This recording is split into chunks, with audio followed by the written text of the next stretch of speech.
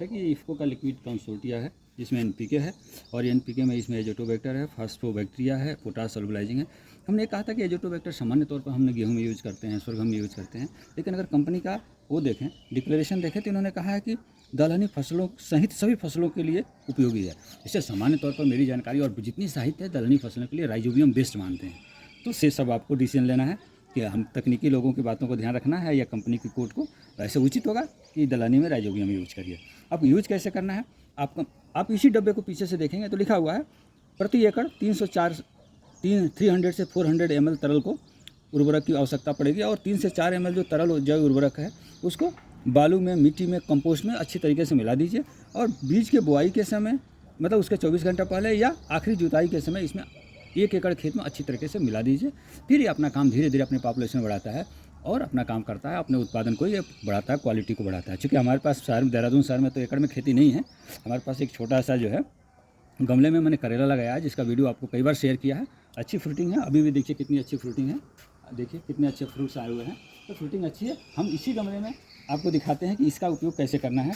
क्योंकि अब गमले में अब कितने 300 से 400 ml 1 एकड़ में पड़ना है, तो अब इसमें तो क्या कहें, आप डाल दीजिए 20-50 ml डाल दीजिए, कोई नुकसान नहीं करेगा। एक बात है कि नुकसान नहीं करेगा, तो कोई ज़्यादा डालने में भी कोई डर नहीं है, लेकिन ज़्यादा क्यों डालना होगा। ये डाला हमने, ये देखिए ये रेत है। अब रेत को चूँकि मिलाए कौन हाथ से, हमने इसको अच्छी तरीके से देखिए इसमें मिला दिया, रेत में इस बायो फर्टिलाइज़र को मिला दिया। ये अच्छी तरीके से बायो फर्टिलाइज़र मिल गया, मिल गया, ये आपका बढ़िया से मिल गया ना। अब इसको तो आप इसमें ये हमारा बायो फर्टिलाइज़र का हमने बनाई रेत में, वो इसको अच्छी तरीके से पूरे गमले में हमने मिला दिया। देखिए अच्छी तरीके से मिल गया। ये थोड़ा सा और बचा है, देखिए मिला दिया हमने पूरे में, बचे हुए हमने झाड़ झूड़ मिला दिया। अब हमें क्या करना है, इस छोटे से इंस्ट्रूमेंट से इसे थोड़ी थोड़ी मिला देना है, ताकि ये थोड़ा जड़ रूट क्षेत्र में चला जाए। और नमी देखिए इसमें पर्याप्त है। आपको पता है कि चूँकि जो भी बायो फर्टिलाइजर्स होते हैं वो लिविंग ऑर्गेनिज्म है, तो सूखे खेत में डालने से कोई फ़ायदा नहीं है, मॉइस्ट होना चाहिए। तो मॉइस्ट, ये पूरी मॉइस्ट है। अब ये जो है धीरे धीरे अपनी पॉपुलेशन या माइक्रो ऑर्गेनिज्म इसमें बढ़ाएंगे। हमने इसको थोड़ी, अब इसको हाथ से ही, क्योंकि जब भी मिट्टी में काम करें उचित है ग्लव्स यूज़ करें। ग्लव्स आपके पास ना हो, कुछ भी थोड़ी प्रोटेक्टिव आइटम यूज़ करें। हमने तो वही जो डाई करते हैं, बाल की डाई करते हैं, वही ग्लव्स मेरे पास थे, तो मैंने वही यूज़ कर दिया। कुछ भी कर सकते हैं। अब हमने ये अच्छी तरह से मिला दिया।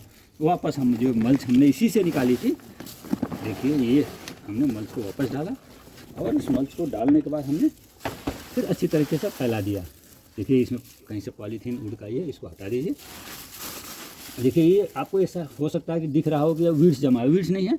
हमने जो है व्हीट गेहूँ रखा हुआ था, तो नीचे गिरा था, तो मैंने सफाई करी तो इसके मिट्टी के साथ थोड़ा वीड्स आ गया इसमें, तो हमने इसी में फेंक दिया, वो वीड्स जमा हुआ है। ये वीड जमा, वीड नहीं, वीड जमा है, ये कोई वीड नहीं है। हमने इसलिए डाला था कि अगर ये थोड़ा जम जाएगा तो इसके हम, रामदेव जी कहते हैं ना कि जो ग्रो गेहूँ की नई पत्तियाँ आती हैं वो बड़ी हेल्थ के लिए बेनिफिट होती हैं। तो हमने डाल दिया था कि कुछ जम जाएगा तो हम भी हेल्थ का लाभ लेने की कोशिश करेंगे। अब हमारा ये मल्च बिल्कुल अच्छी तरीके से फिट हो गया। इस तरह से बायो फर्टिलाइज़र का यूज़ हो गया। आशा है कि हमारे बायो फर्टिलाइज़र से भी हमारे करेले का उत्पादन बढ़ेगा और आपके ज्ञान में बढ़ोतरी होगी।